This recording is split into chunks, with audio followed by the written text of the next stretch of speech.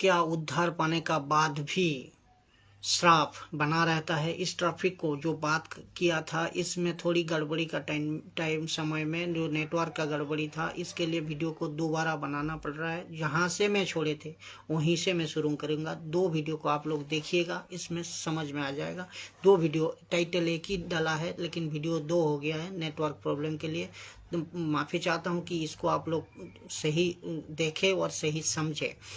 तो जहाँ मैं था, जो लिखा है कि वचन 2 कहते हैं, अगर तुम वो करो तो मैं तुम्हें अपने और तुम्हारे बीच में एक बच्चा तैयार करूँगा कि मैं तुम्हारे लोगों को एक महान राष्ट्र बनाने का बाचा या वचन दूंगा। कौन? परमेश्वर कह रहा है अब्राहम से। तो ऐसा एक वचन दूंगा और ऐसा एक राष्ट्र बनाऊंगा जो कि पूरी दुनिया में दहशत बनाएगी, पूरी दुनिया में तबाह बनाएगी। और ये बना रही है, बनाया था और बनाया अभी भी है। जो कि इस्राएल की बात हो रही है, ये सब में दहशत बना रखी है अभी भी।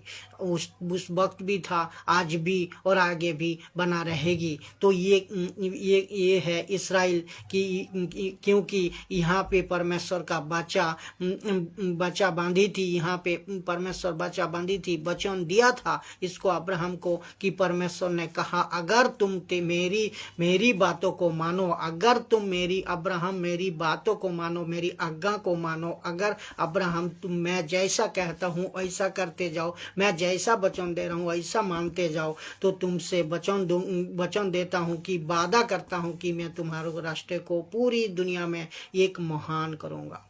वो है इस्राएल।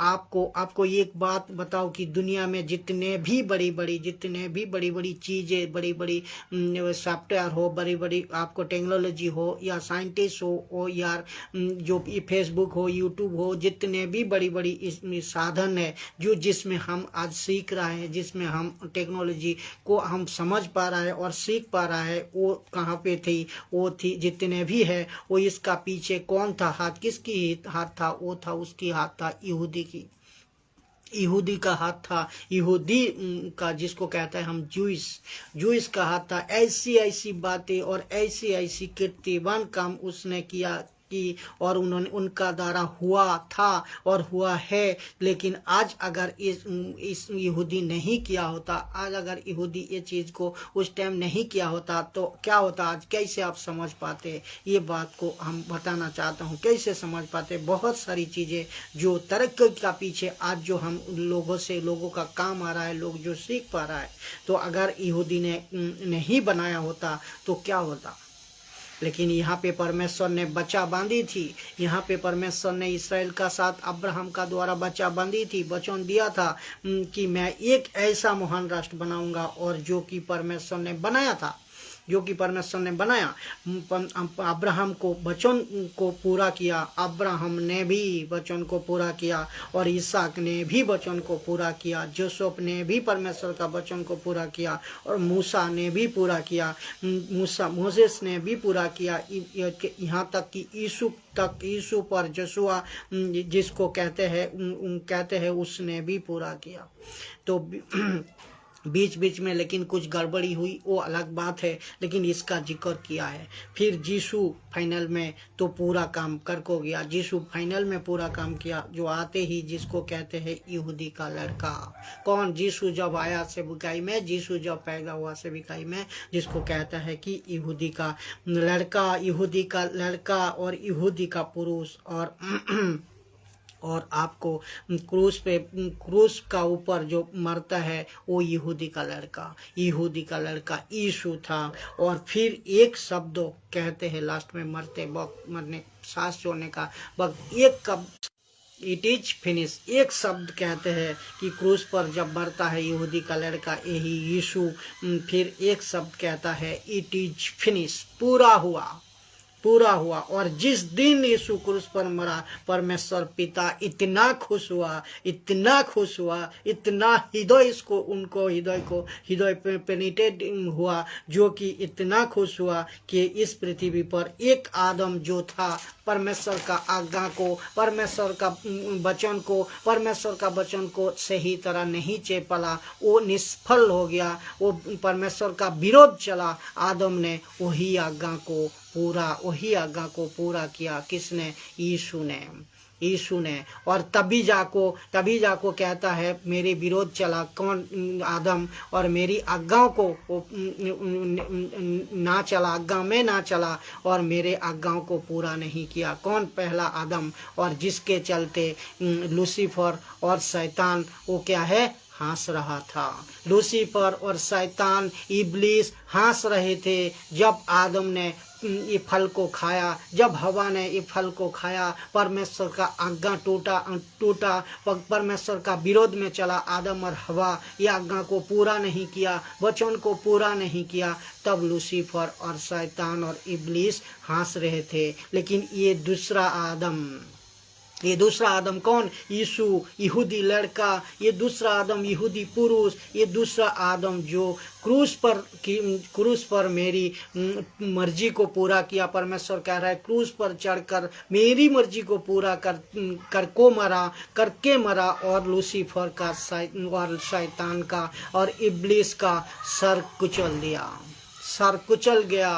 कुचल गया। तो पौलुस ये कहते हैं, पौलुस के माध्यम से लिखा है, तूने कीलों पे चढ़कर अपने शरीर में लूसीफर का शैतान का खुल्ला तमाशा बनाया। और वो यीशु था, वो यहूदी लड़का था, वो यहूदी पुरुष था, वो यीशु था, जिसको चलते आज यीशु पर विश्वास करने वाला, जिसके चलते आज यीशु पर विश्वास करने वाले, जो यीशु पर विश्वास करता है, उसका मतलब सीधा उसको जोड़ा जाता है किससे? अब्राहम से। क्योंकि वो चाहे कोई भी क्यों ना हो, इंसान कोई भी क्यों ना हो, वो कहीं का भी धर्म जाति का क्यों ना हो, तो वो सीधा यीशु पर विश्वास करने का मतलब मैं आपको समझाऊं। यीशु अपने जीवन में यीशु को विश्वास करने का मतलब सिर्फ यही है, अपने जीवन में यीशु को प्रभु जानकर स्वीकार करना। और उसी पल और अब्राहम का साथ सभी वादा में आप जुड़ जाते हो, सभी वादा का साथ जुड़ जाते हैं। और सभी पति तो कहाँ थे हम? तो जिसका जिक्र पौलुस कर चुके हैं। तो तब जाकर लिखा है ना कि यदि कोई मसीह में है वो नया सृष्टि है, वो नई सृष्टि है। तो नई सृष्टि की वाचा कौन सी है? कलीसिया। नई वाचा की कलीसिया। तो ये पर्टिकुलरली, और ये जो आपको क्या कहते हैं, दूसरा जो संस्था है जो कि कैरिस्मेटिक वाले, इंडिपेंडेंस वाले और पेंटिकस्टल वाले, जो कि ये सब उठक पटक करने वाले, और जो तुम उल्लू बनाते हो लोगों को कि तुम्हारे ऊपर पूर्वजों का श्राप अभी भी है। तो ये वचन क्या कहता है? यदि कोई मसीह में है तो वो नया सृष्टि है। तो कैसे कह सकते हो? तो जबकि उसका उद्धार हो चुका है, जबकि उसका किसी प्रकार की जादू टोना होते हैं, आप कहते हो उसका ऊपर श्राप है, जबकि उसका उद्धार हो चुकी है। कोई पूरी बुरी आत्मा से छाया में प्रकट है, ऐसा भी कहते हो, जबकि उसका उद्धार हो चुकी है। तो कैसे बकवास करते हो, कैसे सिखाते हो आप? कैसे उसको डराकर वचन को बाहर जाकर आप सिखाते हो कि तुम्हारी ऊपर अभी भी श्राप, जबकि यहाँ लिखता है कि जो यहाँ लिखा है कि यदि कोई मसीह में है तो वो नई सृष्टि है, नई वाचा की कलीसिया है, नई वाचा की कलीसिया है। तो कैसे सिखाते हो और कहते हो कि तुम उसके उसमें हाथ में एक डब्बा या प्लास्टिक का कुछ दे देते हो, कहते हो तुम्हारा सांप टूट जाएगा, इसको रखो। और पास्टर तुम्हारे सांप को तोड़ने के लिए जाते हैं और कहते हैं कि श्राप टूट गया, प्रार्थना करते हैं, कैसे प्रूफ कैसे होगा न कि वो उल्टी करेगा? क्या वो उल्टी करेगा? कहते हो कि तुम उल्टी आएगी इसको, तुमको जब उल्टी हो जाता है, गलत शिक्षा उल्टी हो जाता है, कहता है सांप टूट गया। कितना गलत शिक्षा है ये। और अब ये लाखों लोगों को कहाँ कहाँ से, पंजाब हो, तमिलनाडु हो, कर्नाटक से लाखों लोग भी इसका पीछे भागते हैं इस तरह काम को करने के लिए। वो नहीं समझ पाते हैं, उसका जाल में वो फंस जाते हैं और झूठा शिक्षा में फंस जाते हैं। तो आज पंजाब हो, कर्नाटक हो, तमिलनाडु हो, जहाँ कहीं से भी ये पागलों का तरह ये लोग इसका पीछे भागते हैं, सेवक का पीछे, और सेवक इसका फायदा उठाते हैं। तो उल्टी कर देते हैं, कहते कि तुम्हारा श्राप आ गया, श्राप टूट गया। तो मेरा छोटा एक प्रश्न यहाँ है, जो है कि उस पास्टर, उस सेवक, उस दास दासी पर जो कि अगर उल्टी कर देने से सांप टूट जाता है, तो आप एक बात दिमाग से सोचे, जितने भी जहाँ कहीं से भी देख रहे हो और उसको फॉलो करने वाला जो भी है, उस पास्टर को, बिशप को, उन सब को भी मैं कहना चाहता हूँ, अगर उल्टी करने देने से अगर श्राप टूट जाता है, तो यीशु मसीह को क्रूस पे बलिदान करने का क्या जरूरत थी? क्या जरूरत थी? ये बात आप सोचे। तो भाई आप सुने, दोस्तों आप सुने, जो भी मसीह में हो, यीशु को क्रूस पर त्याग दिया अपने के लिए, पूरे मानव जाति यीशु ने क्रूस पे अपने जिंदगी मानव जाति के लिए दी है, क्रूस पे चढ़ा अपने श्राप, अपने पापों को माफ करने के लिए। तो क्रूस पे यीशु को चढ़ने का क्या जरूरत था? पूरे मानव जाति, ये बात आप समझे। तो बेकार है ये जो बातें हैं, ये बातें बेकार है, ये बकवास है, ये सब आप नहीं करना चाहिए, बेकार हो गया। तो उसका मतलब जो यीशु क्रूस पे चढ़ा, यीशु क्रूस पे मरा, यीशु क्रूस पे आपके लिए बलिदान हुआ, पूरी मानव जाति के लिए बलिदान हुआ, वो बेकार था? आपका अगर आप प्रार्थना करने से श्राप टूट जाता तो वो बेकार था क्या? आप बात को समझे, बात को सीखे और सही तरह उसको ज्ञान को ले, विश्वास करना फायदा। तो इसका मतलब आपको ये समझना होगा, ऐसी कोई भी कारण, ऐसी कोई भी घटना जो बाइबल में है नहीं, और ऐसा कोई ट्रैफिक नहीं है जो कि आप बाइबल का बाहर बात कर रहे हो, ये आपको समझना होगा। तो यीशु मसीह पे विश्वास करने का फायदा ही क्या?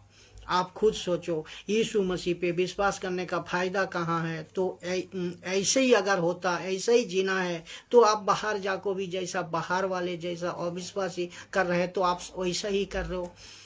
तो आप प्रभु यहाँ कह रहा है, जो मसीह में है वो नया सृष्टि है, उसका ऊपर उद्धार पाने का बाद कुछ भी बंधन नहीं रहता, कुछ भी श्राप नहीं रहता। तो एक नया सृष्टि है, आप कलीसिया का दुल्हन हो, आपको तैयार करना है सही वचनों का शिक्षा, आपको मजबूत करना है कलीसिया को, सही यीशु का बातें को सिखा को और यीशु का वचन को ले को चलना है। आप कैसे एक पास्टर और दास दासी बिशप होकर आप खुद इस तरह अगर कर रहे हो, तो आपको फॉलो करने वाला, आपको देखने वाला, आपसे सुन को सीखने वाला वो क्या करेगा? आप खुद तो जा रहे हो गलत में, अब दूसरे जितने भी है सुन रहा है, आपको उसको भी गलत तरीका से आप ले जा रहे हो। आप सोचिए, आप खुद सोचिए। तो आप अगर ये छोटे एक चीज को इस तरह वचन को प्रेस किया जा रहा है आज, जो कि मसीह का, यीशु का वचनों का बाहर है, बाइबल का वचन का बाहर है, मैं समझता हूँ इस वीडियो को जितना हो सके शेयर करें और जितना हो सके लोगों तक तो पहुँचाए, कि इसमें जो आत्मिक बातें हैं वो आप समझ सको, दूसरे को समझाए, खुद मजबूत होइए और परमेश्वर का आत्मिक बातें को आप समझ पाओ। सबको जय मसीह की। तो श्राप नहीं रहता एक बार उद्धार पाने का बाद। पूर्वजों का श्राप, अभी की श्राप, दुष्ट आत्मा की श्राप, जो भी है, कुछ भी नहीं रहता, क्योंकि आप मसीह में हो। तो इसका मतलब आप नया सृष्टि हो। और उसे कहता है यदि कोई मसीह में है और आप नया सृष्टि हो, तो उसमें आपको बिल्कुल कोई एक टॉपिक में वो उल्टा सीधा सिखाए तो उसको ग्रहण नहीं करना है। सबको जय मसीह की।